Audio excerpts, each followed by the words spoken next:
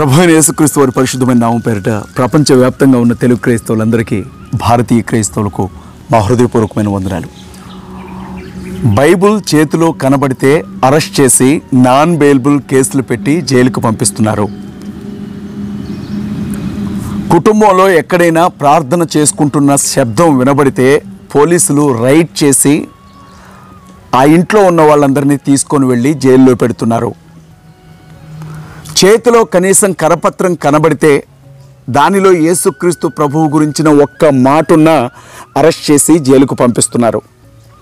సుమారు 734 మంది పాస్టర్స్ని గ్యాంగ్స్టర్ కేసుల్లో నమోదు చేసి ఇరికించి జీవితకాలపు ఖైదు అనుభవించేలాగా జైలుకు పంపించారు. ఇదంతా ఎక్కడో కాదు, మన భారతదేశంలోనే, ఉత్తర భారతదేశంలో జరుగుతోంది. దేవుని సేవకులందరికీ ప్రభు పేరిట చేతులెత్తి నమస్కరిస్తూ, పరిచర్య కోసం ఉత్తర భారతదేశం వెళ్ళేటప్పుడు కొంచెం జాగ్రత్తగా ఉండాలని ప్రభు పేరిట మిమ్మల్ని వేడుకుంటున్నాను. దాదాపు 12 రాష్ట్రాల్లో మత మార్పిడి నిరోధక బిల్లులు వచ్చాయి. ఆ 12 రాష్ట్రాలలో కూడా భారతీయ జనతా పార్టీ ప్రభుత్వం రాష్ట్ర ప్రభుత్వాలను చేతుల్లో ఉంచుకుంది. కాబట్టి మీరు వెళ్ళినటువంటి రాష్ట్రం ఏది, ఆ రాష్ట్రంలో మత మార్పిడి నిరోధక బిల్లు అమల్లో ఉందా లేదా, అక్కడున్నటువంటి చట్టాలేంటి అన్న విషయాన్ని దయచేసి దక్షిణ భారతదేశానికి సంబంధించిన దైవజనులు జ్ఞాపకం ఉంచుకొని ప్రవర్తించండి. 4 రోజుల క్రితం నేను ఆంధ్ర ప్రాంతానికి వెళ్ళాను. ఆంధ్ర రాష్ట్రంలో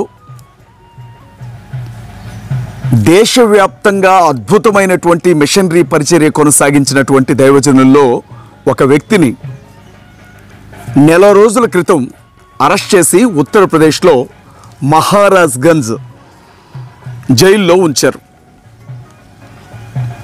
నేపాల్ ప్రాంతానికి పరిచర్యకి వెళ్ళినటువంటి ఆ దైవజనుడు అక్కడి నుంచి ఆంధ్ర రాష్ట్రానికి తిరిగి వచ్చేటప్పుడు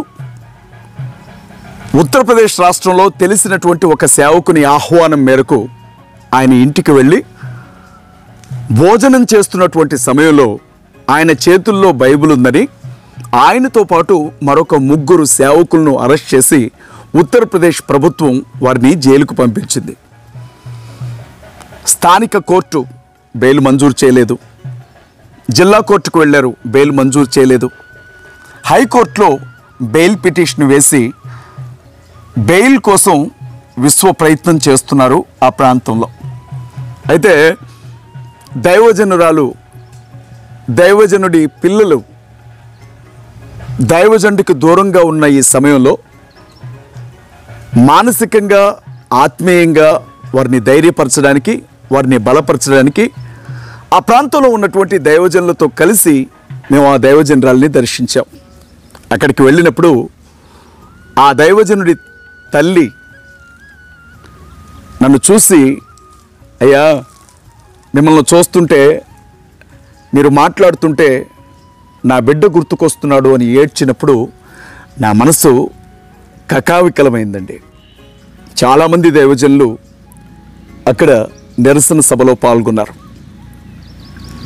ఆ సభ పూర్తయిన తర్వాత ఎలాగైనా సరే ఉత్తరప్రదేశ్లో జైల్లో ఉన్నటువంటి పాస్టర్ గారిని విడిపించాలి అన్న తాపత్రయంతో మేము, అంటే మన క్రిస్టియన్ ముస్లిం డిఫెన్స్ ఫోర్స్కి సంబంధించినటువంటి దైవజనులు, అలాగే ఆంధ్ర ప్రాంతంలో బలమైనటువంటి పరిచర్య చేస్తున్న ఇస్మాయిల్ గారు, ఏపీసీపీఏ ఆంధ్రప్రదేశ్ క్రిస్టియన్ ప్రొటెక్షన్ అసోసియేషన్కి సంబంధించినటువంటి దైవజనులు, ఆంధ్ర రాష్ట్రంలో ఉన్నటువంటి ఒక సహోదరుని వెంట పెట్టుకొని గుంటూరు రేంజ్ ఐజీ గారి దగ్గరికి, పాల్రాజ్ గారి దగ్గరికి వెళ్ళాం. ప్రార్థన పూర్తయిన తర్వాత ఐజీ గారు చాలా బాగా మాతో మాట్లాడారు. మనం ఎదుర్కొంటున్నటువంటి కష్టాలేంటో, బాధలేంటో, ఇబ్బందులేంటో, క్రైస్తవ సమాజం ముందు నిలవబడినటువంటి సమస్యలేంటో ఆయనకి పూర్తిగా తెలుసు. ఆయన ఒక క్రైస్తవుడిగా చాలా ఇబ్బంది పడ్డారు ఈ మాటలన్నీ వినేటప్పుడు. వెంటనే ఐజీ గారు వారితో పాటుగా ఉత్తరప్రదేశ్లో పనిచేసినటువంటి వేరే ఐజీ గారితో మాట్లాడి, మహారాజ్గంజ్ అంటే ఆంధ్రప్రదేశ్ రాష్ట్రానికి సంబంధించినటువంటి సేవకుడు ఏ జైల్లో ఉన్నాడో ఆ జైలు ఏ జిల్లా పరిధిలో ఉందో, ఎవరు ఛార్జ్ షీట్ వేస్తారో, ఆ పోలీస్ స్టేషన్ ఎవరి పరిధిలో ఉంటుందో ఆ ఎస్పీ గారితో మాట్లాడి అక్కడికి దైవజనరాల్ని పిల్లల్ని పంపించేటప్పుడు ఏ విధమైనటువంటి ఇబ్బంది లేకుండా పోలీస్ అథారిటీస్ నుంచి ఒక లెటర్ ఇచ్చి జాగ్రత్తగా వెళ్ళి రండి అని అక్కడ ఉన్నటువంటి పోలీస్ పెద్దలతో మాట్లాడి మమ్మల్ని ధైర్యపరిచి బయటికి పంపించారు. ఈ సందర్భంగా పాల్రాజ్ గారికి, గుంటూరు ఐజీ గారికి క్రిస్టియన్ ముస్లిం డిఫెన్స్ ఫోర్స్ నుంచి చేతులెత్తి నమస్కరిస్తున్నారు. ఇంత గొప్ప అధికారులు కూడా ప్రభుత్వాల్లో ఉన్నారా అని నాకు ఆశ్చర్యం అనిపించింది. అయితే ఆ రోజు నేను ఆ నిరసన సభలో ఉన్నప్పుడు దాదాపు ఒక 40-50 మంది దైవజనులు దూర ప్రాంతాల నుంచి బైక్ల మీద అక్కడికి వచ్చారు. వచ్చినప్పుడు ఆరాధన క్రమం పూర్తయిపోయింది. బయటకు వస్తున్నటువంటి సమయంలో ఒక దైవజనుడు, అన్న ఒక 40 మంది వరకు పాస్టర్స్ వచ్చారు, ఆ 40 మంది పాస్టర్స్కి పెట్రోల్ ఖర్చులన్నా మనం ఇస్తే బాగుంటుంది అని నన్ను అడిగారు. నేను ఖమ్మంపట్నం నుంచి వెళ్ళాను ఆ ప్రాంతానికి, నాతో పాటు ఒక 10 మంది వచ్చారు. అడిగినప్పుడు ఆ 40 మంది దైవజనులకి మనిషికి ఒక 100 రూపాయల చొప్పున పెట్రోల్కి ఇవ్వండి అని చెప్పి నేను ఒక 4,000 రూపాయలు ఆ దైవజనుడికి ఇచ్చాను. ఆ సభలో నేను మాట్లాడే సమయంలో చెప్పాను, అమ్మా మీరు ఒంటరి వారు అనుకోవద్దు, ప్రభువునందు ప్రపంచవ్యాప్తంగా ఉండే క్రైస్తవులంతా కూడా మీతో అంటు కట్టబడి ఉన్నారు. యేసుక్రీస్తు ప్రభువును నమ్ముకున్నటువంటి ప్రతి ఒక్కరూ కూడా మీకు బంధువుగానే ఉన్నారు, మీ కుటుంబ సభ్యులుగానే ఉన్నారు. మీరు ధైర్యంగా ఉండండి, మనం బయటున్నాం. కనీసం పరామర్శించేవారు కూడా ఎవరూ లేని స్థితిలో ఆయన జైల్లో ఉన్నారు. తప్పనిసరిగా ఆయన బయటకు వస్తారు. ఆయన బయటికి వచ్చే వరకు క్రైస్తవ సమాజం అంతా మీకు అండగా నిలవబడుతుంది అని, మీకే అవసరం వచ్చినా నేనున్నానని జ్ఞాపకం చేసుకోండి, మీరు కాల్ చేసిన మరుక్షణమే నా దగ్గర నుంచి మీకు సహాయం అందుతుంది అని నేను నా ఆత్మీయ సహోదరితో మాట్లాడి అక్కడి నుంచి బయలుదేరి వచ్చేసాను. అయితే ఆ సేవకుని గురించి నేను ఒక గొప్ప సాక్ష్యం విన్నాను. కరోనా కాలంలో, కష్టకాలంలో దాదాపు 4 లక్షల రూపాయలు సొంత డబ్బుతో చుట్టుపక్కల ప్రాంతాల్లో ఉండే పేదవారందరికీ కూడా ఆహార పదార్థాలను సరఫరా చేసినటువంటి ఆ దైవజనుడు ₹1 కూడా వెనకేసుకోలేదు. తన కష్టార్జితం, తన భార్య కష్టార్జితం, సంఘంలో వస్తున్నటువంటి కానుక, లేని వారికి ఎంత ఇస్తాడో తెలియని, వెన్నెముక లేని విధంగా సహాయం చేసినటువంటి గొప్ప మనసున్న ఆ సేవకుని పేరు బయటికి చెప్పడం ఇప్పుడు సమంజసం కాదేమో.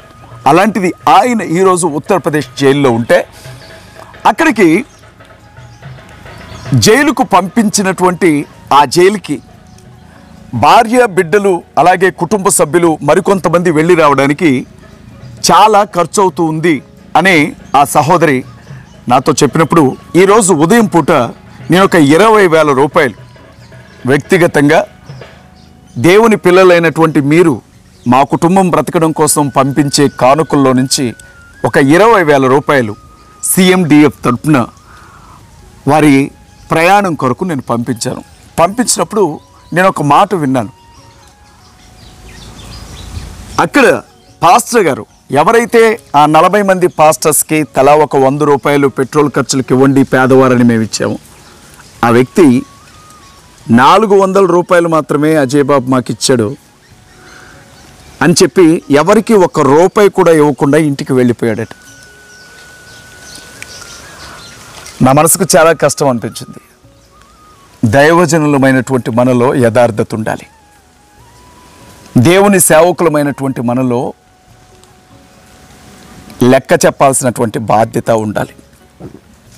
ఒకప్పుడు నేను మాటలు పడ్డాను.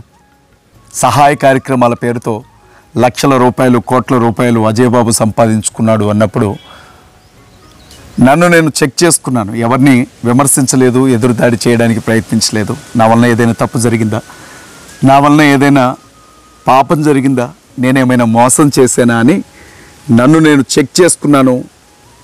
నా వలన ఏదైనా ఎవరికైనా ఇబ్బంది కలుగుంటే నన్ను క్షమించండి అని క్రైస్తవ సమాజానికి క్షమాపణ చెప్పాను. ఈరోజు దైవజనులకు అనుభవాన్ని బట్టి చెబుతున్నాను, దేవుని డబ్బు విషయంలో, దేవుని పరిచర్య విషయంలో మనం యథార్థత కలిగిన వారమై ఉండాలి. ఆ తల్లసలే కష్టాల్లో ఉంది, ఆ తల్లసలే శ్రమల్లో ఉంది, ఆ తల్లసలే పుట్టెడు దుఃఖంలో ఉంది. అలాంటి తల్లి మీద చేతనైతే మనం అండగా నిలవబడాలి, ఆ తల్లికి ఆర్థిక సహాయం చేయాలి, ఆ దైవజనుని బయటకు తీసుకురావాలి, మోరల్ సపోర్ట్ ఇవ్వాలి, ప్రేయర్ఫుల్గా మనం సపోర్ట్గా నిలబడాలి. కానీ అలాంటి తల్లిని కూడా గద్దల్లాగా డబ్బు కోసం పీక్కు తినడం అనేది, ఆ తల్లి మీద నిందలు వేయడం సమంజసం కాదు. దయచేసి అర్థం చేసుకోండి. ఇంతకాలం పరిచర్య నిమిత్తం యూట్యూబ్ ఛానల్ ద్వారా నేను వీడియోలు చేసినప్పుడు నన్ను ఆదరిస్తూ వచ్చారు. నేను ఒక మాట నమ్ముతాను, ఆకాశమందు నీవు తప్ప నాకెవరున్నారు అని దావీదు అంటారు కదా. నాకు కూడా అంతే, ఆకాశమందు ఆయన ఉన్నారు, భూలోకంలో నాకు మీరున్నారు. అజయ్ బాబు యూట్యూబ్ ఛానల్ సబ్స్క్రైబర్స్ నన్ను ఎంతగా ప్రేమిస్తారు అంటే, నన్ను సొంత కుటుంబ సభ్యుల్లాగా భావిస్తారు, నా కోసం ప్రార్థిస్తారు. ఒక్కరోజు యూట్యూబ్ ఛానల్లో నా వీడియో రాకపోతే, అన్న వీడియో చేయలేదు, క్షేమంగానే ఉన్నాడా, ఏదైనా ఇబ్బంది కలిగిందా అని మెసేజ్ల ద్వారా, ఫోన్ కాల్స్ ద్వారా నన్ను అడుగుతూనే ఉంటారు. ప్రాణం కంటే నన్ను ఎక్కువగా ఇష్టపడే తల్లిదండ్రులు ఉన్నారు, అన్నదమ్ములు ఉన్నారు, అక్క చెల్లెళ్ళు ఉన్నారు. చేతులెత్తి మీ అందరికీ శిరస్సు వంచి కృతజ్ఞతలు తెలియచేస్తున్నాను. ఇక నుంచి నేను వీడియోలు చేయదలుచుకొని లేదు, ఈ విషయాలకు సంబంధించి చేయకూడదు అనుకుంటున్నాను. బహుశా ఇదే నా చివరి వీడియో కావచ్చు ఈ విషయాలకు సంబంధించి. దయచేసి నన్ను కొంత మీతో మనస్ఫూర్తిగా మాట్లాడినివ్వండి. నాకు వివాహం జరిగిన 10 సంవత్సరాల వరకు పిల్లలు పుట్టలేదు. నా భార్య గర్భవతి కావడం, గర్భంలోనే బిడ్డ చనిపోవడం, అబార్షన్స్ కావడం, 4 పిల్లలు చనిపోయిన తర్వాత చివరి బిడ్డ గర్భంలో ఉన్నప్పుడు గర్భసంచిలో ఒక ట్యూబ్లో ప్రెగ్నెన్సీ వచ్చింది. ఆ బాబు ఆ గర్భసంచిలో ఉన్నప్పుడు ఆ ట్యూబ్ రప్చర్ అయిపోయి బిడ్డ చనిపోయాడు. బిడ్డను తీసేశారు. గర్భసంచిలో సహజంగా 2 ట్యూబ్లు ఉంటాయి అండాలు విడుదలవ్వడానికి ఆడబిడ్డలకి. నా భార్య గర్భసంచిలో ఒక ట్యూబ్ తీసేశారు, ఒక ట్యూబే ఉండేది. రెండవది, వ్యక్తిగతంగా నేను చాలా బలహీనంగా ఉండేవాడిని, ఆరోగ్యంగా శారీరకంగా చాలా బలహీనమైన స్థితిలో ఉండేవాడిని. కాళ్ళు చేతులు పడిపోయి మంచం మీద దాదాపు 3 నుంచి 6 నెలల కాలం మధ్యలోనే ఉన్నాను. నరాల బలహీనత వల్ల బాడీలో ఉండే లింక్ సిస్టమ్ ఫెయిల్ అయ్యి, నర్వ్ సిస్టమ్ ఫెయిల్ అయ్యి చాలా ఇబ్బంది పడ్డాను. నేను ఇప్పటికీ కూడా సెల్ ఫోన్ ఎక్కువసేపు చూడలేను, టీవీని చూడలేను, లైటింగ్ని చూడలేను. విపరీతమైనటువంటి మైగ్రేన్ హెడేక్ ఉంటుంది నాకు. ఒకవైపే నొప్పి వస్తుంది, కన్ను జారి పడిపోతుందేమో అన్నంత నొప్పి, వామిటింగ్ అయిపోతుంది, వామిటింగ్ సెషన్ వస్తుంది, తినబుద్ధి కాదు, నిద్ర పట్టదు, ప్రయాణం చేయొద్దని చెప్పారు డాక్టర్లు. కానీ ఈ పరిచర్యలోనికి వచ్చిన తర్వాత దేవుని మహాకృపను బట్టి ఎన్నో అవమానాలు ఎదుర్కొన్న తర్వాత, ఇక పిల్లలు పుట్టరు అనుకున్న తర్వాత నేను యూట్యూబ్ ఛానల్స్లో అడిగాను, సోషల్ మీడియా వేదికగా అడిగాను, తెలిసిన వాళ్ళని అడిగాను, ఒక్క అనాథ బిడ్డ దొరికితే పెంచుకుందామని అడిగాను. ఎవ్వరు ఇవ్వలేదు. ఎన్నో మాటలు అన్నారు, గొడ్డుపోతాడు, గొడ్డుపోద్ది అని. నేను ఎవరికైనా ప్రార్థిస్తే వారికి గర్భం తెరవబడేది, కానీ నా భార్య గర్భం తెరవబడలా. చాలా ఏడ్చాం, ఆత్మహత్య చేసుకొని చచ్చిపోదాం, పిల్లలు లేరు మనకి అనుకునే స్థాయికి వచ్చినప్పుడు నా ప్రభువు ఆశ్చర్యకరంగా నా భార్యకి బిడ్డనిచ్చాడు, గర్భాన్ని తెరిచాడు. నా బిడ్డ నా భార్య గర్భంలో ఉన్న 4 నెలల వరకు తను నా భార్య గర్భంలో ఉందన్న విషయమే తెలియదు మాకు. పెద్ద బిడ్డ ఆరాధ్య జోయస్. ఆ పాప పుట్టిన తర్వాత దేవుడు మమ్మల్ని ఆశీర్వదించాడు. ఇక ఈ పాప చాలు, అమ్మా నాన్న అని పిలవడానికి మాకెవరూ లేరు అనుకునే సమయంలో 3 సంవత్సరాల తర్వాత నాకు మళ్ళీ కొడుకునిచ్చాడు నా ప్రభు. 2 పిల్లలు, చిన్న చిన్న పిల్లలు. నాకు ఇప్పటికీ 40 సంవత్సరాలు, నా భార్యకి 37 సంవత్సరాలు ఉంటాయి. ఒక్కోసారి మేము అనుకుంటూ ఉంటాం, పెద్ద పాపకి 4వ సంవత్సరం వచ్చింది, బాబుకి వచ్చే నెల 17తో అన్నప్రసన్న జరుగుతుంది. అనుకుంటూ ఉంటాం వీళ్ళ పెళ్ళిళ్ళకి కానీ ఒకవేళ మనం సంబంధాలకు వెళితే మనకిప్పుడు 40 ఏళ్ళు, ఇంకొక 20 ఏళ్ళ తర్వాత సంబంధానికి వెళ్తే మీ అమ్మ మీ నాన్న రాలేదా, మీ తాతయ్య వాళ్ళు వచ్చారా అని అంటారేమో అనుకుంటూ ఉంటాం. ఎందుకంటే ఈ వయసులో బిడ్డల్ని ఇచ్చాడు దేవుడు. ఇలాంటి స్థితిలో ఉండి నా పిల్లల్ని కళ్ళారా ఒక గంట సేపు చూసుకున్న రోజు లేదు, కళ్ళారా ఒక అర్ధగంట సేపు వాళ్ళని ఎత్తుకొని తిరిగిన రోజు లేదు. ఎప్పుడు చూసినా ఏ సంఘానికి ఏ కష్టం వచ్చింది, ఏ సేవకునికి ఏ కష్టం వచ్చింది, భారతదేశంలో క్రైస్తవుల మీద ఎలాంటి దాడులు జరుగుతున్నాయి, ప్రార్థనా మందిరాల మీద ఎలాంటి దాడులు జరుగుతున్నాయి, బైబిల్ గ్రంథాలను ఎక్కడ తగలబెడుతున్నారు, భారతీయ జనతా పార్టీ అధికారంలోకి వచ్చిన దగ్గర నుంచి ఏ విధమైన చట్టాలు చేస్తున్నారు, దేశంలో క్రైస్తవ్యం మీద జరుగుతున్నటువంటి ఇబ్బందులు దాడులు ఎలా ఉన్నాయి, వీళ్ళను ఎలా ఎదుర్కోవాలి, చేయగలిగినంత సాయం ఎలా చేయాలి, ఎలా ఎడ్యుకేట్ చేయాలి, సంఘాన్ని ఏ రకంగా చైతన్యవంతం చేయాలి, క్రైస్తవులతో పాటు ముస్లిం సహోదరుల మీద ఏ విధమైనటువంటి దాడులు జరుగుతున్నాయి, ముస్లిం సహోదరులను ఏ రకంగా చంపుతున్నారు, వాళ్ళ మసీదుల మీద ఎలాంటి దాడులు జరుగుతున్నాయి, వాళ్ళ బిడ్డల మీద ఆడబిడ్డల మీద ఎలాంటి దాడులు జరుగుతున్నాయి, వాళ్ళ అబ్బాయిల మీద ఏ రకంగా ఉగ్రవాద కేసులు నమోదు చేసి జైళ్ళకి పంపుతున్నారు, మతం పేరుతో క్రైస్తవుల్ని ముస్లిమ్స్ని ఏ రకంగా ఓచకోతకొస్తున్నారు భారతదేశంలో. దళిత మిత్రులు, నేను చాలాసార్లు చెప్పాను, నా భార్య ఒక దళితురాలు. ఇప్పటికీ కూడా దళితుల్ని నువ్వు మాల అని మాది కానీ నోట్లో మూత్రం పోసే పరిస్థితులు ఎలా ఉన్నాయి, గుడిలోనికి రానివ్వకుండా. ఇవాళ దళితులు గుడిలోకి వచ్చారంటే గుళ్ళకు తాళాలు వేసేస్తున్నారు. అలాంటి పరిస్థితి ఇప్పటికేంటి? దేశానికి స్వతంత్రం వచ్చిన ఈ 75 సంవత్సరాల్లో ఈ పరిస్థితి ఏంటి? దళితుల్ని ఎందుకు పెళ్లి జరుగుతున్నప్పుడు గుర్రం మీద వచ్చాడని చెప్పి దళితులను చంపాల్సిన అవసరం ఏమొచ్చింది? ఇవాళ ఇన్ని దళితుల మీద, క్రైస్తవుల మీద, ముస్లిమ్స్ మీద, యేసుప్రభువుని నమ్ముకున్న గిరిజనుల మీద, బీసీల మీద ఇంత పెద్ద ఎత్తున ఆ ఆర్య బ్రాహ్మణులు కావచ్చు, క్షత్రియులు కావచ్చు, ఆర్య వయస్సులు కావచ్చు ఎందుకు దాడులు చేస్తున్నారు? ఎలా వీటిని అడ్డుకోవాలి? ఒకవైపు నశించిపోతున్నటువంటి ఆత్మల పట్ల భారం కలిగి సువార్త చేస్తూ, మరొక వైపు అణగద్రొక్కబడినటువంటి ఈ వర్గాలకు అండగా ఎలా నిలబడాలి అని చెప్పి 24 గంటలు తిరిగాం. 24 గంటలు తిరిగాం, పనిచేసాం, కష్టపడ్డాం.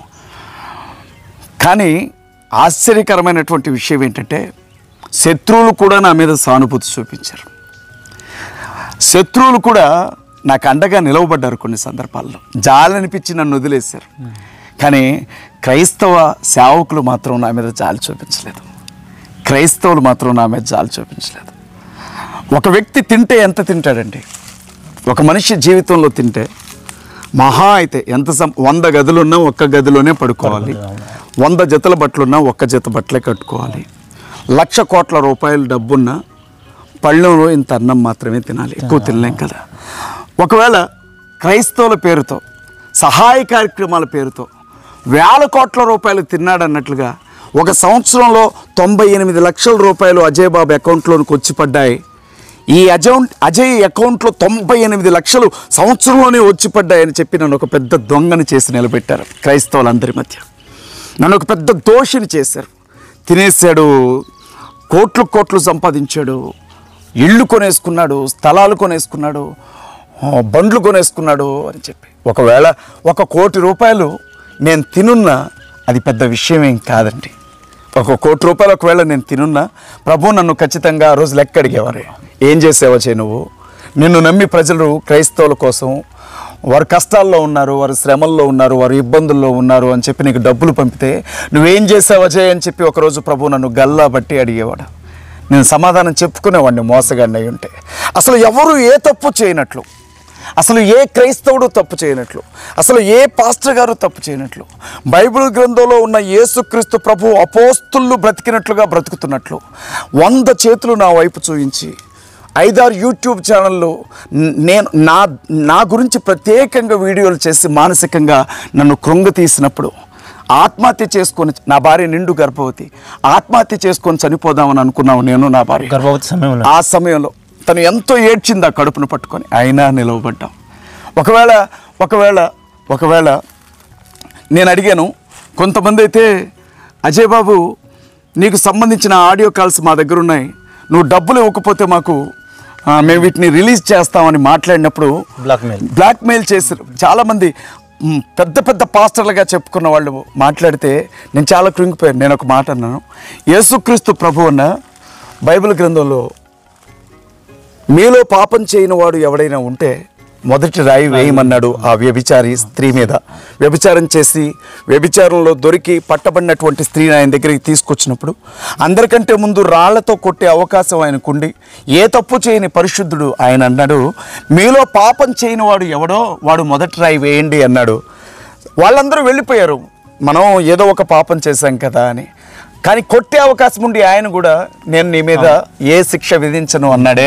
అలాంటిది ఒకవేళ నేను సేవకుడిని, నా వలన ఏదైనా తప్పు జరుగుంటే, నా వలన ఏదైనా పాపం జరుగుంటే ప్రభు సన్నిధిలో కాళ్ళు పట్టుకొని ఏడ్చే అవకాశం నాకుంది కదా. పోనీ మీరెవరు ఏ తప్పు చేయలేదా? మీకు ఏ తప్పు మీ వల్ల ఏ తప్పు జరగలేదా? మీరు సేవా పరిచర్యలోనికి వచ్చాక కానీ మీ వ్యక్తిగత జీవితంలో కానీ ఏ రహస్య పాపం లేదా? ఏ తప్పుడు పని మీరు చేయలేదా? ఎందుకన్నా నన్ను ప్రాణం తీస్తున్నారు, ఎందుకు నన్ను ఇబ్బంది పెడుతున్నారు, ఎందుకు నన్ను ఇబ్బంది పెడుతున్నారు అని చెప్పి నేను అడిగాను. అడిగినప్పుడు కూడా వాళ్ళు నా మీద జాలి చూపించకుండా నన్ను ఇబ్బంది పెట్టారు బ్రదర్. అలాంటి పరిస్థితుల్లో కూడా నేను నిలవబడ్డాను. ఇవాళ సేవ పేరుతో, దేవుని సేవ పేరుతో లక్షల కోట్ల రూపాయలు సంపాదించుకున్న ఎంతోమంది దైవజనులు తెలుగు రాష్ట్రాల్లో ఉన్నారు. ప్రతి నెల దశమ భాగంగానే 40 కోట్లు 50 కోట్ల రూపాయలు డబ్బు తీసుకునే ఎంతోమంది సేవకులు భారతదేశంలో ఉన్నారు. వాళ్ళతో ప్రార్థన చేయించడం కూడా కొంత పైసలు డబ్బులు కట్టాలి. ఇవాళ 10,000 రూపాయలు ఇస్తేనే ఫోటో దిగుతానన్న పాస్టర్స్ ఉన్నారు. నాతో భోజనం చేయాలంటే 50,000 ఇవ్వాలి అన్న పాస్టర్లు ఉన్నారు. ఇవాళ నాతో కలిసి బయటికి రావాలంటే 1,00,000 రూపాయలు ఇవ్వాలన్న వాళ్ళు ఉన్నారు. ఇవాళ ఒక్కొక్క టీవీ కార్యక్రమానికి 50,000 1,00,000 రూపాయలు స్పాన్సర్షిప్లు తీసుకున్న వాళ్ళు ఉన్నారు. ఒక్కొక్క మీటింగ్కి వస్తే 1,00,000 రూపాయలు 2,00,000 ముందుగానే తీసుకునే దైవజనులు ఉన్నారు. చివరి రోజు కానుకంతా మాకు ఇవ్వాలి అని అడిగినటువంటి సేవకులు ఉన్నారు. ఇవాళ ఒక మీటింగ్కి రావడానికి పట్టు చీరలు అడిగిన దైవజనురాళ్ళు ఉన్నారు. ఇవాళ ఎన్నో రకాలుగా కచ్చిఫ్లు అమ్ముకునే వాళ్ళు ఉన్నారు, కొబ్బరి నూనె డబ్బాలు అమ్ముకునే వాళ్ళు ఉన్నారు, సేవ పేరుతో మోసాలు చేసి 100 కోట్లకు పడగలెత్తి దేవుడు దీవించాడని చెప్పిన వాళ్ళు ఉన్నారే. పెళ్లి చేయడానికి వెళ్తే బంగారం ఇలాంటి వాళ్ళు ఉన్నారే. నా అకౌంట్లో ఒక సంవత్సరానికి 90 లక్షలు పడ్డాయని, 90 లక్షలే ఇవి పడ్డాయని చెప్పి నన్ను ఒక పెద్ద దొంగలాగా దోషిలాగా నిలవబెట్టారు క్రైస్తవ సమాజంలో. ఒంటరిని చేశారు. పోనీ నా గురించి మాట్లాడిన వాళ్ళ మీద ఈరోజు వరకు ఏ నింద లేదా? నా గురించి మాట్లాడిన వాళ్ళ మీద ఏ రకమైనటువంటి ఆరోపణ జరగలేదా? కానీ నేను ఏ రోజు తిరిగి మట్టిపోద్దామని నేను అనుకోలేదు, తిరిగి బురద జల్దామని నేను అనుకోలేదు, తిరిగి అవమానిద్దామని నేను అనుకోలేదు. ఇదంతా ఎందుకు చెబుతున్నాను అని అంటే ఆ స్థితిలో కూడా నిలవబడ్డాను. ఆ స్థితిలో కూడా నన్ను కన్న కొడుకు కంటే ఎక్కువగా ప్రేమించిన దైవజనురాళ్ళు నాతో మాట్లాడడం మానేశారు. కన్న కొడుకు కంటే ఎక్కువగా ప్రేమించిన సేవకులు నాతో మాట్లాడితే సిగ్గుచేటు అన్నట్లుగా నా వైపు చూసి మాట్లాడకుండా వెళ్ళిపోయారు.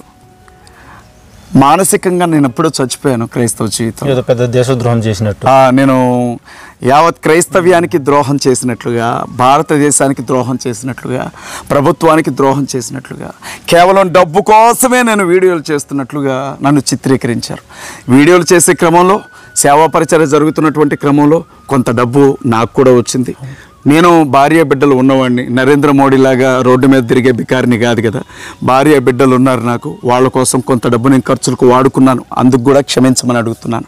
చివరి వీడియో అంటున్నాను కాబట్టి నేను ఓపెన్గా అన్ని విషయాలు చెప్తున్నాను. ఆ తర్వాత కాలంలో ధైర్యం తెచ్చుకొని, సరే నేను చేసింది ఒకవేళ తప్పై ఉంటుంది, ప్రభువు క్షమిస్తాడు, మనుషుల దగ్గర క్షమాపణ దొరకపోతే దేవుని దగ్గర దొరుకుతుంది క్షమాపణ అని ధైర్యం చేసుకొని నిలవబడి మరలా కొట్లాడడం ప్రారంభించాను. ఆ తర్వాత కాలంలో నేను చూశాను, దేశాన్ని రావణ కాష్టంగా మారుస్తున్నారు ఈ కసాయి మోక.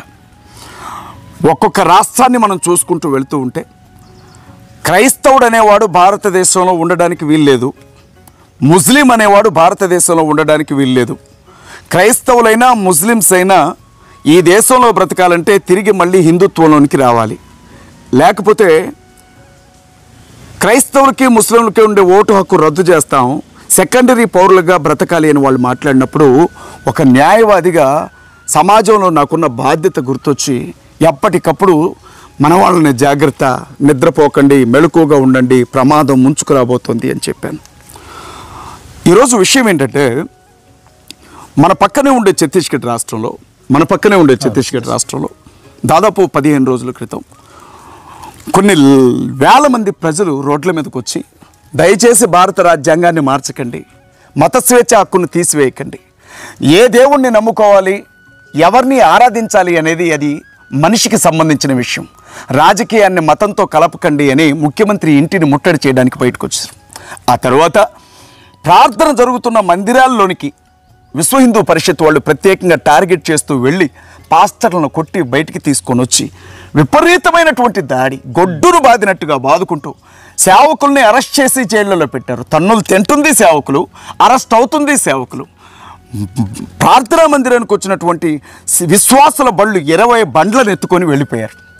వాళ్ళ మీదే కేసు పెట్టారు, విశ్వాసుల మీద రివర్స్ కేసు. ఇదే ఛత్తీస్గఢ్ రాష్ట్రంలో గుర్రా అనే ఒక ఊరుంది బ్రదర్. అక్కడ క్రైస్తవుల ఆడబిడ్డల్ని నగ్నంగా ఊరేగించి పేడ నీళ్లు జల్లుకుంటూ తిరిగారు. కేసు నమోదు కాల. క్రైస్తవుల మీద దాడులు జరిగేటప్పుడు దాదాపు ఎస్పీ గారు పోలీస్ డిపార్ట్మెంట్తో వస్తే ఎస్పీ గారు తలను పగలగొట్టారు. నేను చెబితే నమ్మల, కానీ టీవీ 9లో ఎన్టీవీలో వచ్చినప్పుడు ఆ విషయం గురించి జనమంతా మాట్లాడారు. నేను మొదటి నుంచి చెప్తున్నాను, ప్రతి ఒక్కరికి దేవుడు ఒక తలాంతు ఇస్తాడు. నాకు స్పష్టంగా మాట్లాడే తలాంతు, జరుగుతున్న విషయాలను అర్థం చేసుకోగలిగిన జ్ఞానాన్ని నాకు ఇచ్చాడు. నేను మాట్లాడుతున్నాను. ఆంధ్రప్రదేశ్ రాష్ట్రంలో తాడిపత్రిలో జరిగిన దాడి మీకు గుర్తుంది కదా. హెబ్రోన్ సంఘం వాళ్ళు సువార్త ప్రకటించడానికి బయటకు వెళితే వాళ్ళను కొట్టి, వాళ్ళ వాహనాలను పగలగొట్టి, పాస్టర్లను పట్టుకొని మీకు సంపాదన కోసం వస్తున్నారు, సంపాదన కోసం కాదండి క్రైస్తవులు సేవ చేసేది, సంపాదన కోసం వస్తున్నారు, మీరు ఇంటింటికి తిరిగి అడుక్కోకపోతే మీ భార్యలను మా పక్కనకు పంపండి, మేము డబ్బులు ఇస్తామని పవిత్రమైన దైవజనరాల గురించి మాట్లాడారు. మొన్న ఆత్రేయపురం దగ్గర వద్దిపరులో ప్రార్థనా మందిరాన్ని నిప్పు పెట్టి తగలపెట్టారు. ఏలూరులో ప్రార్థనా మందిరానికి ట్రాక్టర్లతో తాళ్లు కట్టి లాక్కుంటే పడగొట్టారు. మనం ఆ సత్తెనపల్లి దగ్గర మీటింగ్ నిరసన సభకు మనం వెళ్ళినప్పుడే, అంతకంటే ముందు రోజు ఏలూరుకి దగ్గరలో గొల్లగూడెం పోలీస్ స్టేషన్ కాలనీ పరిధిలో ఒక ప్రార్థనా మందిరం, అబ్రహాం గారు ఆ పాస్టర్ గారి పేరు, సొంత స్థలంలో మన్నా అని ఒక చర్చి కట్టుకుంటే చర్చిని కుప్పకొల్చి వెళ్ళిపోయారు. రాజమండ్రిలో పెట్రోల్ బస్సు తగిలిపెట్టారు మందిరాన్ని. మన తెలంగాణలో నిర్మల్ జిల్లాలో చందాపూర్ అనే గ్రామంలో చచ్చిపోయిన పాస్టరమ్మ శవాన్ని పాతి పెడితే ఆ శవం తీసి ఊరవతల పారేసే వరకు విశ్వ హిందూ పరిషత్ వాళ్ళు, ఆర్ఎస్ఎస్ వాళ్ళు, బజరంగ దళ వాళ్ళు ఊరుకోవాలి. పెద్ద ఎత్తున గొడవలయ్యి ఈ భద్రాద్రి కొత్తగూడెం జిల్లా దానవాయిపేటలో రోడ్డు పక్కన ఉండే మందిరాన్ని తగలబెట్టారు. హైదరాబాద్ పక్కనే రంగారెడ్డి చేవెళ్ళ నియోజకవర్గంలో శంకరపల్లి మండలం జన్వాడ గ్రామంలో 18 మంది క్రైస్తవ దళిత కుర్రాళ్ళ మీద 300 మంది అగ్రవర్ణాల విశ్వ హిందూ పరిషత్ వాళ్ళు, బజరంగ దళ వాళ్ళు, ఆర్ఎస్ఎస్ వాళ్ళు దాడి చేసి మందిరం లోపలికి ఉరికించుకుంటూ కొట్టారు. కాళ్ళు విరిగాయి, చేతులు విరిగాయి, మందిరం తలుపులు పాల్గొట్టారు, కిటికీలు పాల్గొట్టారు, మందిరం మీదకెక్కి హనుమంతుడి జెండాలు కట్టారు. ఎంత దారుణమైనటువంటి పరిస్థితులను మనం చూస్తూ ఉన్నాం. ఒకవైపు తెలుగు రాష్ట్రంలో, మరొక వైపు భద్రాచలం దగ్గర లక్ష్మీపురం అనే గ్రామంలో 50 ఏళ్లుగా పరిచయం చేసుకునే ప్రార్థనా మందిరం ముందు రాత్రికి రాత్రి సమ్మక్క సారక్క విగ్రహాలను నిలవబెట్టారు. ఇప్పుడు ఆ విగ్రహాలను తెస్తే ఎంత పెద్ద గొడవ అవుతుంది. ఈ బాధ్యత ఎవరి మీద ఉంటుంది మీరు చెప్పండి. రాజస్థాన్లో, భారతదేశంలో మిగతా రాష్ట్రాల నుంచి వచ్చిన క్రైస్తవులందరూ రాజస్థాన్ వదిలిపెట్టి వెళ్ళిపోవాలి, లేకపోతే వాళ్ళు కానీ వచ్చి యేసు ప్రభు గురించి చెప్తే వాళ్ళ కాళ్ళు చేతులు విరగొట్టండి, ఎంత ఖర్చైనా నేను పెట్టుకుంటాను అన్నాడు ఒక మార్వాడి. ఇక్కడ తెలంగాణలో రాజాసింగ్, అదే రాజస్థాన్ నుంచి వచ్చిన రాజాసింగ్ ముంబైకి వెళ్ళి క్రైస్తవ కుర్రాళ్ళని, ముస్లింలని చంపడానికి హిందువులు కత్తులు కొనుక్కోండి అని చెప్పొచ్చాడు. ఢిల్లీలో మహామండలేశ్వర స్వామీజీ, ఒక స్వామీజీ మనిషి ఎలా బ్రతకాలో, ఎలా జీవించాలో, ఎలా ప్రేమించాలో చెప్పే ఒక స్వామీజీ దేశవ్యాప్తంగా ఉండే ముస్లింలని, కుర్రాళ్ళని, క్రైస్తవుల్ని చంపడానికి హిందువులు సిద్ధం కమ్మని పిలుపునిచ్చాడు. ఇంతవరకు ఒక కేసు కూడా అతని మీద నమోదు కాల. మధ్యప్రదేశ్ రాష్ట్రంలో బుర్హాన్ అనే పాస్టర్ గారి తల మీద కొడితే తల పగిలిపోయింది, కళ్ళారా చూసాం. బీహార్ రాష్ట్రంలో నితీష్ అనే పాస్టర్ మీద యాసిడ్ పోసి తగలబెట్టారు. నిన్నగాక మొన్న భగవాన్ సింగ్ అనే పాస్టర్ గారిని చావు బ్రతుకుల మధ్యన ఆయన కొడితే, రాడ్లతో కర్రలతో కొడితే 4 రోజులు హాస్పిటల్లో చావు బ్రతుకుల మధ్య ఉండి చచ్చిపోయాడు అతను. జార్ఖండ్ రాష్ట్రంలో నరేంద్ర మిశ్రా గారిని చూసినప్పుడు, ఛత్తీస్గఢ్ రాష్ట్రంలో తిమోతి గారిని చూసినప్పుడు ఏం మాట్లాడతాం? ఎలా చంపారు? తుపాకులతో కాల్చి దారుణంగా చంపారు. నేను ఒకవేళ మోసగాడిని అయితే అయి ఉండొచ్చు, మీ అంత నిజాయితీ పరుణ్ణి మీ అంత యథార్థవంతుడిని, మీ అంత మంచోడిని కాకపోవచ్చు, భక్తిపడిని కాకపోవచ్చు, కానీ నేను కష్టంలో ఉన్నారు అని అంటే అప్పు చేసైనా వాళ్ళకి సహాయం పంపేవాడిని, లేని వాళ్ళకి సహాయం పంపేవాడిని. ఒకవేళ నా పిల్లలు, నా భార్య రేపొద్దున ఇదే పరిచర్యలో నేను చచ్చిపోతే వాళ్ళకి ఏదన్నా ఆధారం ఉండదేమోనని 10 రూపాయలు ఏమన్నా దాచిపెట్టుకున్నానేమో తప్ప దొంగని కాదు, మోసగాన్ని కాదు. నేను కుటుంబాన్ని స్థిరపరచుకోవాలని అనుకున్నాను. నేను అందులోనే మీరు పంపిణీ కానుకలో 10 రూపాయలు తీసుకున్నానేమో, అది తప్పే, క్షమించమని అడుగుతున్నాను. మనిషి అన్న తర్వాత లోపాలు ఉంటాయి. ఆడపిల్లలతో మాట్లాడే వాళ్ళు ఉంటారు, అబ్బాయిలతో మాట్లాడేవారు ఉంటారు. నేనేమన్నా దేవుణ్ణా? యేసుక్రీస్తు ప్రభువును కాదు. నా వల్ల కూడా ఏదైనా తప్పు జరుగుతుంది, క్షమించమని అడుగుతున్నాను. ఇవాళ ఇవన్నీ మీతో ఎందుకు చెబుతున్నాను అంటే, ఒకవైపు దేశాన్ని సర్వనాశనం చేస్తున్నారు. మణిపూర్ రాష్ట్రాన్ని ఏం చేశారో చూస్తే 2 నెలల బిడ్డల్ని కాల్చి చంపారు, గర్భవతుల్ని చంపి కడుపులో బిడ్డల్ని బయటికి తీశారు. ఇది ఎక్కడ న్యాయం అని అడిగినటువంటి వ్యక్తిని చంపి గుమ్మానికి వేలాడదీశారు. దయా, నేను మణిపూర్ వెళ్ళినప్పుడు ఆ గుట్టల మీద అన్ని తగలబడ్డ ఇళ్ళే చూశాను, తగలబడ్డ మందిరాలు చూశాను. 10 మంది 15 మంది ఉండడానికి వీలు లేని స్థలాల్లో 200 మంది 300 మంది కనీసం రిలీఫ్ క్యాంపుల్లో ఉండే అవకాశం లేకుండా ఏడుస్తున్న మనుషులను చూశాను. బురదల్లో పడుకున్న మనుషులను చూశాను. నడి రోడ్డు మీద ఆడపిల్లల్ని నగ్నంగా ఊరేగించారు. దేశం కోసం సరిహద్దుల్లో ఉండి పోరాడే సైనికులు, దేశానికి బంగారు పథకాలు తీసుకొచ్చిన రెజ్లర్లు, మా మణిపూర్ రాష్ట్రంలో తినడానికి తిండి లేదు, కట్టుకోవడానికి బట్ట లేదు, ప్రతిరోజు పెట్రోల్ రాలిపోయినట్లుగా మా వాళ్ళని చంపేస్తున్నారు. నరేంద్ర మోడీ గారు మీకు దండం పెడుతున్నాం, కాళ్ళు పట్టుకుంటాం, ఒక్కసారి రండని ఏడిస్తే ఇంతవరకు నరేంద్ర మోడీ దేశ ప్రధానమంత్రి ఆ రాష్ట్రంలో కాలు పెట్టిన పరిస్థితి లేదు. ఇవాళ దేశ ప్రధానమంత్రి అంటే దేశానికి తండ్రి. దేశంలో ఏ రాష్ట్రం అయినా ఆయన బిడ్డలే అనుకోవాలి. ఇవాళ క్రైస్తవులను చంపితే పట్టించుకోడైనా, ముస్లింలను చంపితే పట్టించుకోడైనా, దళితులను చంపితే పట్టించుకోడు, గిరిజనులను చంపితే పట్టించుకోడు, వెనకబడిన బీసీలను చంపితే పట్టించుకోడు. ఇవాళ ప్రపంచ దేశాలన్నీ తిరుగుతాడు, తీర్థయాత్రలకు వెళ్తాడు, అడవులకు వెళ్తాడు, ఇవాళ సముద్రాల్లోకి వెళ్తాడు, సముద్రాల మీద ప్రయాణం చేస్తాడు. కానీ మనుషులు లక్షల మంది చచ్చిపోతున్నారు ప్రధానమంత్రి గారు అంటే కనీసం నోరు తెరిచి మాట కూడా మాట్లాడు. ఇలా ఉన్నాయి పరిస్థితి. మన దౌర్భాగ్యం కాదా మరిది? పక్కన తమిళనాడు రాష్ట్రంలో నిన్న చర్చిలో ప్రార్థన జరుగుతుంటే బాంబులు తీసుకొచ్చి చర్చిలో విసినటువంటి సందర్భాన్ని మనం చూసాం. ఒకవైపు తెలంగాణ, మరొక వైపు ఆంధ్ర, ఇటు కేరళ, అటు కర్ణాటకలో బెంగళూరు దగ్గర రామ్నగర్ దగ్గర గ్రేస్ కమ్యూనిటీ చర్చిని తగలబెట్టారు పెట్రోల్ పోసి. ప్రార్థనా మందిరాల మీద పెట్రోల్ పోయటం ఏంటండి? ప్రార్థనా మందిరాల్లో బాంబులు విసరడం ఏంటి? ఒకప్పుడు జిహాద్ అనుకుంటూ కొంతమంది ఉగ్రవాదులు రైల్వే స్టేషన్లలో, పార్కుల్లో, ఆలయాల దగ్గర బాంబులు పెట్టేవాళ్ళు. వాళ్ళని చూస్తే అందరూ భయపడేవాళ్ళు, వీళ్ళు టెర్రరిస్టులని. ఇప్పుడు వీళ్ళు జై శ్రీరామ్ అనుకుంటూ చంపుతున్నారు. ఇది ఎంత భయంకరమైనటువంటి విషయం. దేశానికి ఉండే రాజ్యాంగాన్ని మార్చే ఆ ప్రయత్నం ఏదైతే ఉందో అది ఆగాలని మాట్లాడుతున్నాం. మీరు జ్ఞాపకం ఉంచుకోండి. రెండవది, క్రైస్తవులకి ముస్లింలకి ఉండే ఓటు హక్కు రద్దు చేయాలనుకున్న నిర్ణయాన్ని ఎట్టి పరిస్థితుల్లో మనం ఆపాలి. బంగ్లాలో ఆ నిర్ణయాన్ని ఆపకపోవడం వల్ల ఓటు హక్కు రద్దు చేశాక వాళ్ళని జంతువులను చంపినట్లుగా చంపారు. అది జరగడానికి వీల్లేదు. ఇంకొక విషయం ఏంటంటే, కీలకమైన విషయం, దేశంలో డిటెన్షన్ సెంటర్లు ఏర్పాటు చేస్తారు. ఇప్పుడు పెద్దలు ఉన్నారు, డిటెన్షన్ సెంటర్లు అంటే బందెల దొడ్లు. మన చిన్నతనంలో గేదెలు కానీ ఆవులు కానీ తప్పిపోతే ఊర్లో పంచాయతీ వాళ్ళు బందెల దొడ్లో పెట్టేవాళ్ళు. ఇప్పుడు క్రైస్తవులకి ముస్లింలకి ఉండే ఓటు హక్కు రద్దు చేశాక వీళ్ళని బందెల దొడ్డుల్లో పెట్టడానికి 5-6 చోట్ల బందెల దొడ్లు కట్టారు భారతదేశంలో.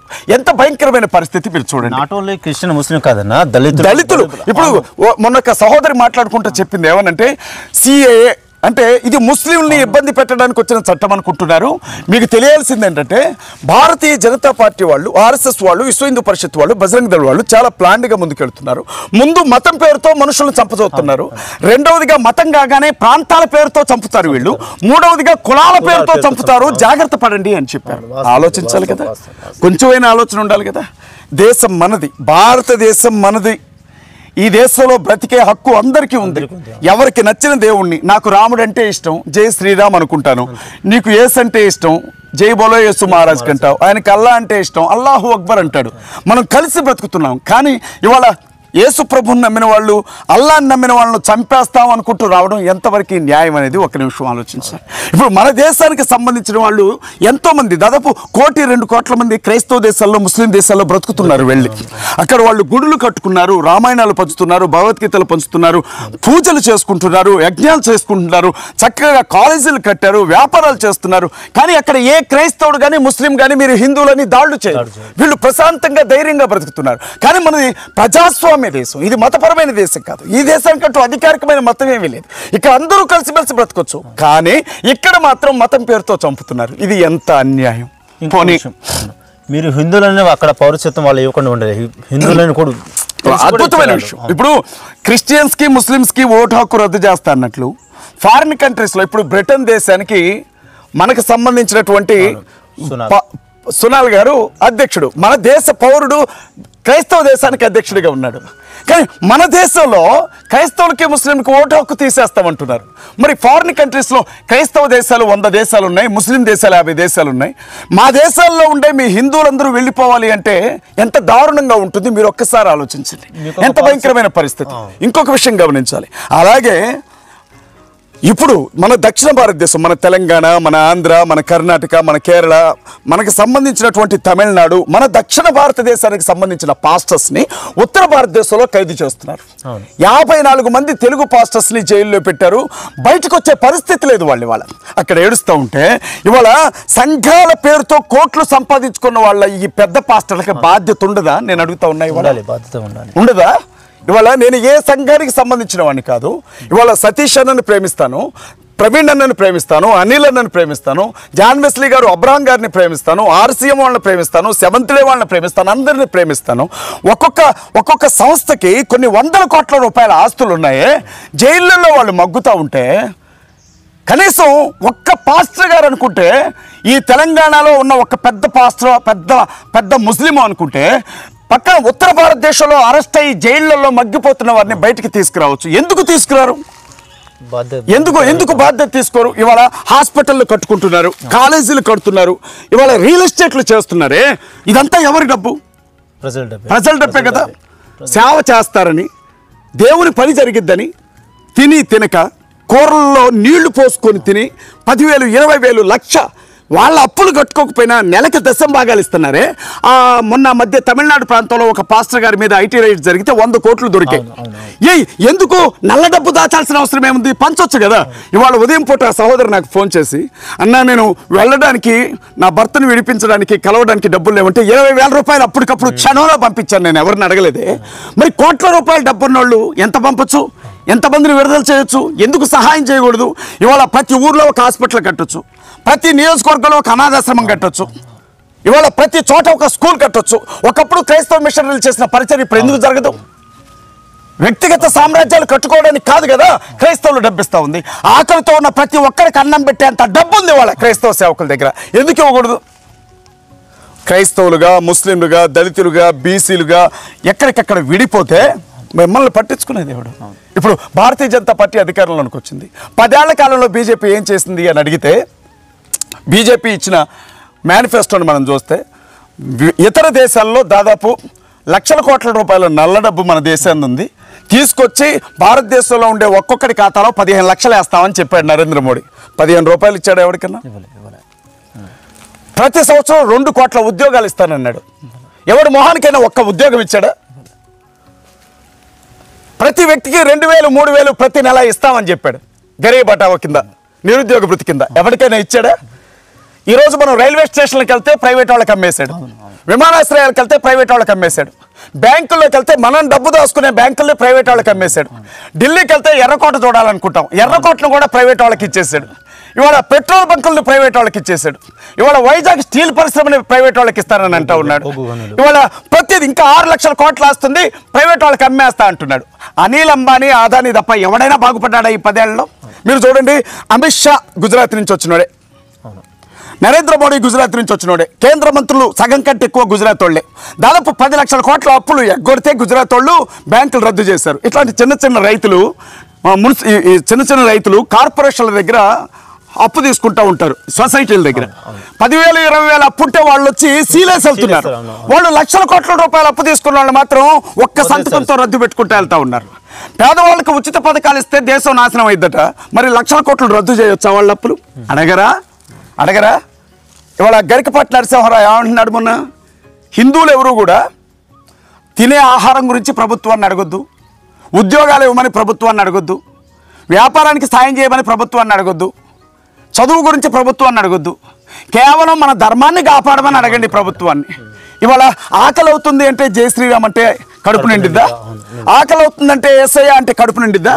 ఆకలి అవుతుందంటే అల్లా అంటే కడుపు నిండిద్దా? కడుపుకు తిండి పెట్టండి, చదువు ఇవ్వండి, జ్ఞానం ఇవ్వండి అంటే గుడులు కట్టాం అంటున్నారు.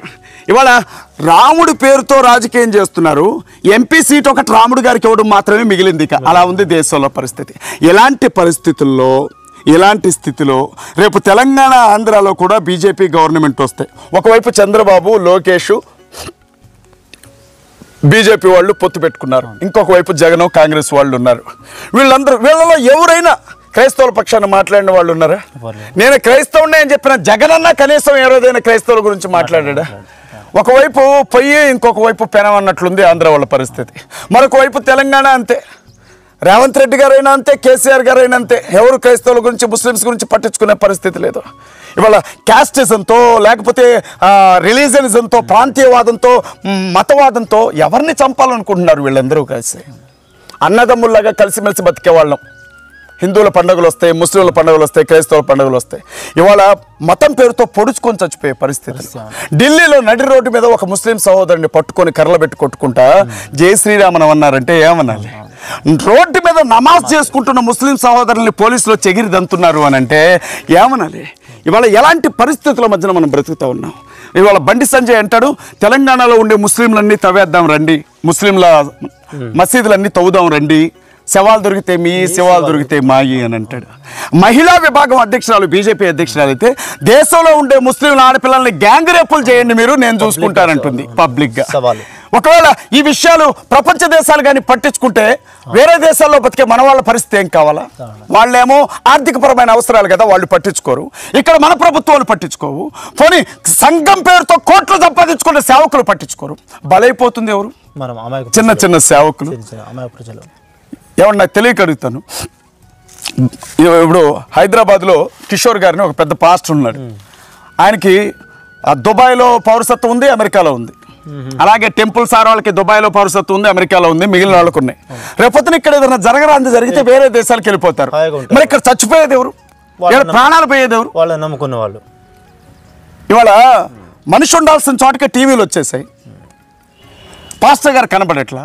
అదే పెద్ద సేవ అనుకుంటున్నారు. మంది ఎక్కువగా కూడితే పెద్ద మందిరం కడితే ఇది సేవ అనుకుంటున్నారు. కానీ నా ప్రభువు చిన్న మందా అన్నాడు. నిజమైనటువంటి మంద చిన్న మందే. కృత్రిమంగా ఎరిగే చెట్టు ఆవగింజ చెట్టు కాదది. కృత్రిమంగా ఎదగడం అంటేనే తప్పుగా ఎదిగినట్లది. పరిస్థితులు ఇలా ఉన్నాయి. ఒకవైపు సంఘం, మనకి లేవా కుటుంబాలు ఉన్నాయి? నాకు సంఘం లేదా? మీరు వచ్చారు, దేవుని వాక్యం చెప్పారు. అజయ్ బాబుకు మందిరం లేదు, సంఘం లేదన్నారు. నాకు పరిచర్య లేదా? ఉంది కదా. నా భార్య పుట్టిన 2 బిడ్డల్ని కళ్ళల్లో పెట్టుకొని నేను LLB చేశాను. పడాల రామారెడ్డి లా కాలేజీలో ఉస్మానియా యూనివర్సిటీ ర్యాంకర్ని నేను. 2014లోనే ఖమ్మం నియోజకవర్గం నుంచి ఎమ్మెల్యేగా పోటీ చేశాను. అప్పట్లో రాష్ట్రం సమైక్యంగా ఉన్నప్పుడే కాంగ్రెస్ పార్టీకి అధికార ప్రతినిధిని నేను రాష్ట్రానికి. అంతకుముందు జగన్ గారి పార్టీలో ఆంధ్రప్రదేశ్ రాష్ట్రానికి మొదటి అధ్యక్షుడు నేను విద్యార్థి సంఘానికి, వైసీపీ విద్యార్థి సంఘానికి. తెలంగాణలో ఉండే 14 యూనివర్సిటీల జేఏసీకి చైర్మన్ నేను. ఎన్టీవీ చూసిన, టీవీ నేను చూసిన, సాక్షి చూసిన నేనే వచ్చేవాడిని. ఎప్పుడు కూడా లైవ్ డిస్కషన్స్లో కూర్చునేవాడిని నేను. 24 గంటలు నా ఇంటికి కారు పంపేవాళ్ళు లైవ్ డిస్కషన్స్ మాట్లాడడానికి రమ్మని. ఇవాళ జగన్ గారికి నేను తెలుసు, కిరణ్ గారికి నేను తెలుసు, కేసీఆర్ గారికి తెలుసు, చంద్రబాబు గారికి తెలుసు. ఇవంతా కూడా పబ్లిసిటీ కోసం చేయట్లా. నేను క్రిస్టియన్స్, ముస్లిమ్స్ డిఫెన్స్ ఫోర్స్ని ఏర్పాటు చేసి కొట్లాడుతూ ఉన్నాం. ఎందుకు? ప్రతి మనిషికి బతికే హక్కు ఉంది. ప్రతి వ్యక్తి బతకొచ్చు. ఎవడింకొకరిని చంపడానికి వీల్లేదు, ఎవడింకొకరి ఆస్తిని దోచుకోవడానికి వీల్లేదు, ఎవడింకొక అమ్మాయి మీద మానభంగం చేయడానికి వీల్లేదు. అలా జరిగినప్పుడు ఎదురు తిరిగే హక్కు వాళ్ళకు ఉంటుంది. దాన్ని డిఫెన్స్ అంటారు. అందుకే క్రిస్టియన్ ముస్లిం డిఫెన్స్ ఫోర్స్ని మనం ఏర్పాటు చేస్తాం. మనల్ని మనం కాపాడుకోవడం కోసం ఏర్పాటు చేసినటువంటి ఈ డిఫెన్స్ ఫోర్స్కి కూడా ప్రతి రూపాయి మనమే ఖర్చు పెట్టాం. ఎవరు పంపించారు? ఈరోజు అడుగుతున్నాను, CMDF కోసం వాడండి అని ఒక 10,000 పంపించిన వాళ్ళు ఎవరైనా ఉంటే నాకు స్క్రీన్ షాట్ పంపండి. 10 సంవత్సరాలు కనీసం న్యూస్ పేపర్ చదవలేదు, టీవీ ఛానల్ చూడలేదు నేను సేవలో ఉన్నప్పుడు. కానీ మళ్ళీ మణిపూర్ జరిగిన తర్వాత, మణిపూర్ గొడవలు జరిగాక నేను రాజకీయాల్లోకి వచ్చాను. కేవలం సంఘం కోసమే వచ్చాను. క్రిస్టియన్ ముస్లిం డిఫెన్స్ ఫోర్స్ ఏర్పాటు చేసిన క్రైస్తవులు, ముస్లింలు, దళితుల కోసమే. క్రైస్తవులకి, ముస్లింలకి, దళితులకి, గిరిజనులకి కలిపి ఒక జాయింట్ యాక్షన్ కమిటీ పెట్టినా వీళ్ళ కోసమే పెట్టాను. రాజకీయం నాకు తెలియంది కాదు, నేను చూడండి కాదు, అవన్నీ చూసి వచ్చాను. మేసం రానప్పుడు గడ్డం నరవనప్పుడే చూసి వచ్చాను. కానీ ఈరోజు బయటికి వెళ్తే క్షేమంగా ఇంటికి తిరిగి వస్తానో రాదో తెలియదు. ఇవాళ ఎవడు నన్ను దాడి చేసి చంపుతాడో తెలియదు, ఎవడు కొడతాడో తెలియదు. అర్ధరాత్రి పూట ఫోన్ చేసి నిన్ను లేపేస్తామంటారు. నా భార్యకి ఫోన్ చేసి బెదిరిస్తారు. నా బిడ్డలను బయటికి పంపాలంటే భయం. అందరికీ దూరంగా ఖమ్మంలో బతుకుతున్నాను. రేపొద్దున నాకు ఏదైనా జరగరాంది జరిగితే ఈ వీడియో చూస్తున్న ఏ ఒక్కరైనా నా ఇంటికి వస్తారా? లేదన్న, రెస్పాండ్ కాదు. వీళ్ళు ఏ ఒక్కరైనా కానీ నా కుటుంబం గురించి ఆలోచిస్తారా? కానీ నేను ఏ పాస్టర్కి కష్టం వచ్చినా నేను నిలబడ్డాను. ఏ సంఘ బిడ్డకి కష్టం వచ్చినా నేను నిలబడ్డాను. సాయం చేయమని చెయ్యి చాపి అడిగితే నేను అప్పు చేసి వడ్డీలు కట్టుకుంటూ సాయం చేశాను. నేను ఇవాళ ఆ కారు, నా దగ్గర ఉన్న కారు చూసి అజయ్ దగ్గర కోట్ల రూపాయల డబ్బు ఉంది. నాకు హైదరాబాద్ ఒక గొప్ప దైవజనరాలు జాయచర్యనమ్మ సంఘం, UPF సంఘం నాకు కొనిచ్చింది ఆ కార్.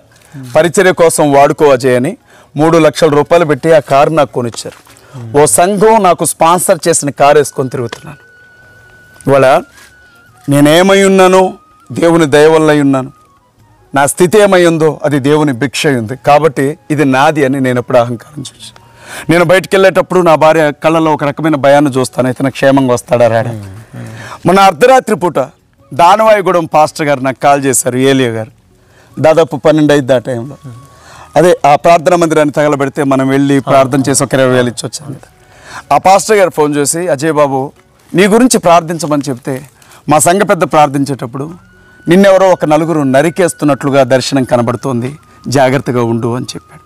నేను అన్నాను, నా ప్రభువు చిత్తం లేకుండా నా తల వెంట్రుకు కూడా రాలదన్నా ప్రార్థించండి అని చెప్పాను. చావుకు నేను భయపడట్లా, అందుకు కాదు నేను వీడియోలు చేయను అని చెప్పేది. నేను ప్రధానమంత్రిని లెక్క చేయను, రాష్ట్రపతిని లెక్క చేయను, ఆరి ప్రాణాన్నే లెక్క చేయను భయ. నేను ఈ ముఖ్యమంత్రిని ఎవరు లెక్క చేస్తాడు, పోలీసులు ఎవరు లెక్క చేస్తారు. కాకపోతే నా బాధ ఏంటో తెలుసా, ఏ వ్యవస్థ కోసం, ఏ సంఘం కోసం, ఏ సమాజం కోసం నేను కొట్లాడుతున్నానో వాళ్ళెవరూ కూడా కదలట్లేదు, వాళ్ళెవరు కూడా చేయి కలపట్లేదు, వాళ్ళెవరు కూడా అండగా నిలబడట్లేదు. ఒంటరిగా నా కుటుంబం కోసం అయితే నేను గెలిపించుకున్నటువంటి కాంగ్రెస్ పార్టీలో నేను సపోర్ట్ చేసినప్పుడు, నేను గెలిపించుకున్నప్పుడు గెలిచినటువంటి 4-5 ఎమ్మెల్యేలు ఉన్నారు. నేను 100 కోట్ల కాంట్రాక్ట్ వర్క్ తీసుకొని చేసుకోగలను. ఒక కాంట్రాక్ట్ వర్క్ నేను ఒక ఫోన్ చేసి చెప్తే నాకు కాంట్రాక్ట్ వర్క్లు ఇచ్చే మినిస్టర్లు ఉన్నారు. డబ్బు కోసమే అయితే కాలు మీద కాలేసుకొని కూర్చొని చేసుకునే కాంట్రాక్ట్ వర్క్లు ఉన్నాయి. ఏ పనైనా చేసుకోగలను. ఏ స్టేషన్కైనా కాంగ్రెస్ పార్టీ స్టేట్ కోఆర్డినేటర్గా ఒక్క ఫోన్ కాల్ చేసి ఏ పనైనా చేయించుకోగలను. నేను ఎవరితోనూ మాట్లాడగలను. నాకు అవసరమా? విశ్వ హిందూ పరిషత్తో, RSSతో, బజరంగ దళతో కొట్లాడుతున్నాను. నేను హిందువులతో కొట్లాడట్లా, హిందుత్వం పేరుతో మనుషులను చంపుతున్నటువంటి కసాయి మోకలతో కొట్లాడుతున్నాను. నాకెంత ప్రమాదం ఉంటుంది, నాకు ఎలాంటి ఇబ్బంది ఉంటుంది. ఒకవేళ డబ్బే కావాలంటే నేను వాళ్ళకి అమ్ముడు పోవచ్చు కదా, ఎంతైనా ఇస్తారు కదా. సంవత్సరం అంతా కష్టపడి 1 కోటి రూపాయలు తినాలా? నేను వాళ్ళకి అమ్ముడు పోతే వాళ్ళ పార్టీలోకి వెళ్తే నాకు డబ్బు రాదు. డబ్బులు ఇవాళ నన్ను ఒక దొంగని చేశారు. ఊరును కాపాడే కుక్క మీద, ఊరికి కాపలా కాసే కుక్క మీద పిచ్చి కుక్క అని ఒక ముద్రేసి దాన్ని చంపారట దొంగలు. అలాగే ఏ కష్టం వచ్చినా క్రైస్తవులకి, ముస్లింలకి, దళితులకి, గిరిజనులకి, చివరికి హిందువులకైనా ఈ అజయ్ బాబు గారు, నేను చెప్తా ఉన్నా, భద్రాచలంలో రాముల వారి గుళ్ళో ప్రధాన పూజారి గారు, అక్కడ వంటశాలలో ఉండే ఒక పూజారి గారు క్యాన్సర్తో బాధపడుతున్నాడు అంటే 25,000 రూపాయలు పంపించాను నేను ఆయనకి. నేను ఏ రోజు మీడియా ముందు చెప్పుకోవాలి, అది తీసుకెళ్ళిన వాళ్ళకి తెలుసు. ఇవాళ మతానికి సంబంధం లేదు, మనిషా కాదా అని చూస్తాను నేను, మానవత్వం. అలాంటి నన్ను ఈరోజు మృత్యువు వెంటాడుతూ ఉంది, ప్రమాదాలు వెంటాడుతూ ఉన్నాయి, పరిస్థితులు వెంటాడుతూ ఉన్నాయి. ఇవాళ ఆ పాస్టర్ గారు ఆంధ్ర నుంచి 54 మంది పాస్టర్లు జైల్లో ఉన్నారంటే వాళ్ళని విడిపించడానికి ఎంత ఖర్చు అవుతుందో చూడండి. ఎవరు చేయగలరు? నాకే ప్రభు ఈ బాధ్యత అంతా అప్పగించాడా? నేను ఒక్కడే చేయాలా ఇదంతా? ప్రాణాలకు తెగించి కుటుంబాన్ని బలిపెట్టుకొని నేను ఒక్కడే తిరగాల రోడ్ల మీద? చేసేది కాక మళ్ళీ నేను నిందలు మోయాలా? ఇంత అవమానాలు పడాలా? నిన్న హాస్పిటల్కి వెళ్తే డాక్టర్ గారు చెప్తున్నారు, పెద్దగా మాట్లాడొద్దు, నువ్వు వెలుగు చూడొద్దు, నువ్వు ప్రయాణాలు చేయొద్దు, నీకు మైగ్రేన్ హెడేక్ చాలా సివియర్గా ఉంది, చచ్చిపోతావు ఇలాగే ఉంటాయి అని చెప్పారు.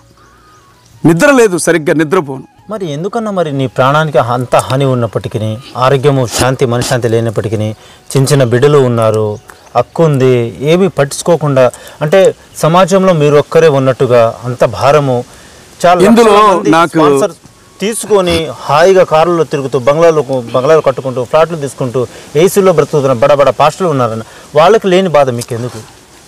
ఒకటి ఏంటంటే, మా నాన్నగారు 50 సంవత్సరాలుగా సేవ చేశారు, హెబ్రోన్ దేవజెండా.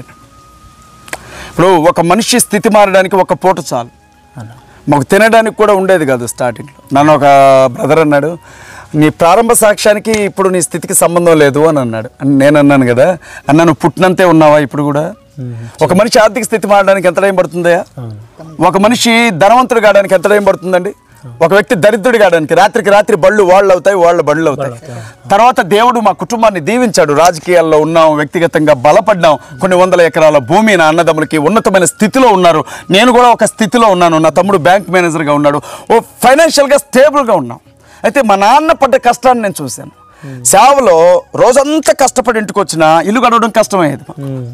మా అమ్మ అద్దాలు దువ్వాలనుకుంటా వెళ్ళి ఊర్లో పూసలు అమ్ముకొని వచ్చి మాకు అన్నం పెట్టేది. ఈరోజు అలాగే కష్టపడుతున్న ఎంతోమంది సేవకులు ఉన్నారు. ప్రశాంతంగా ఇంట్లో కూర్చోలేరు, ప్రశాంతంగా ఇంట్లో ఉండలేరు. వాళ్ళు ఎవరికో వాళ్ళ కేసఐ గురించి చెప్పాలి, ఎవరికో వాళ్ళకి కరపత్రం ఇవ్వాలి, ఎవరికో వాళ్ళకి ప్రార్థన చేసి రావాలి. వీళ్ళు అనుకుంటే చాలా సంపాదించుకోవచ్చు, కానీ వీళ్ళు ఉద్యోగాలు వదిలిపెట్టి వ్యాపారాలు వదిలిపెట్టి సేవలోకి వచ్చారు. నిజమైన దీనులు వీళ్ళు. ఇవాళ దీన సేవకులని పేరు పెట్టుకున్నంత మాత్రాన దీనిలేం కారు. ఇవాళ అలాంటి స్థితిలో బ్రతుకుతున్న వారిని చూసినప్పుడు నాకు 4 యూట్యూబ్ ఛానల్స్ ఉన్నాయి. నేను ఏదైనా చెబితే నన్ను నమ్మేవాళ్ళు ఉన్నారు. ఇప్పుడు జనాలంతా పిచ్చోళ్ళేం కాదు, నువ్వేం చెప్తే అది నమ్మడానికి. ఏది నిజం ఏది అబద్ధం అనేది అందరికీ తెలుసు. ఒక మనిషి మీద గుడ్డగాలు చేయడం చాలా తేలిక, కానీ ఒక మనిషికి చావుకి ఎదిరించి నిలబడడం చాలా కష్టం. ఒక మనిషి నేను నిలవబడుతున్నాను, ఇవాళ సంఘం కోసం నిలబడుతున్నా. నాకు ఆ భారం. నేను రేపొద్దున నేనేమన్నా అయిపోతే నా భార్య బిడ్డలకు ఎవరన్నా సాయం చేయకపోతారా అన్న ఆశ, ప్రభువు మీద ఉన్నటువంటి నమ్మకం. ఇవాళ నేను చేసిన మేలు రేపు నా కుటుంబానికి తిరిగి రాదా అన్న ఆలోచన చేస్తుంటే, 10 రూపాయలు పంపినవాడు 20 రూపాయలు పంపినవాడు నువ్వేం చేసావు? 10 రూపాయలు 20 రూపాయలు ఏం చేసావు? నువ్వు మోసం చేసావంట కదా, నువ్వు అన్యాయం చేసావంట కదా అన్న. తింటే ఎంతకాలం తింటాను? చచ్చిపోయే వరకు తింటాను, కానీ చచ్చిపోయాకైతే దేవుడి నుండి తప్పించుకోలేను కదా. మనిషి చేసిన పనినే చూస్తాడు, కానీ ఏ ఉద్దేశంతో ఇతడు చేశాడు అనేది ప్రభువు చూస్తాడు. ప్రభు అన్యాయస్తుడు కాదు. అటు నేను చెప్తా ఉన్నాను, రాబోయే రోజులు ప్రమాదకరంగా ఉంటాయి. అస్సాంలో క్రైస్తవుల వస్త్రధారణ మీద నిషేధం విధించారు, స్వస్థతా ప్రార్థనలు చేయడానికి వీల్లేదని నిషేధం విధించారు, పెళ్ళిళ్ళు చేసే లైసెన్సులు రద్దు చేశారు, మసీదుల మీద ఉండే మైకులన్నీ తీసేశారు. ప్రపంచవ్యాప్తంగా కాషాయ మేఘాలు దక్షిణ భారతాన్ని ఉత్తర భారతాన్ని కమ్ముకొని వస్తున్నాయి. ప్రమాదకరమైనటువంటి పరిస్థితుల్లోనికి క్రైస్తవులు నెట్టబడుతున్నారు. చలనం రాకపోతే, స్పందించకపోతే, చేయి కలిపి అండగా నిలబడకపోతే, నా కోసం మీరెవరూ రానప్పుడు నేను కూడా మీకోసం రాలేను. మీ అందరికీ నా హృదయపూర్వకమైన వందనాలు.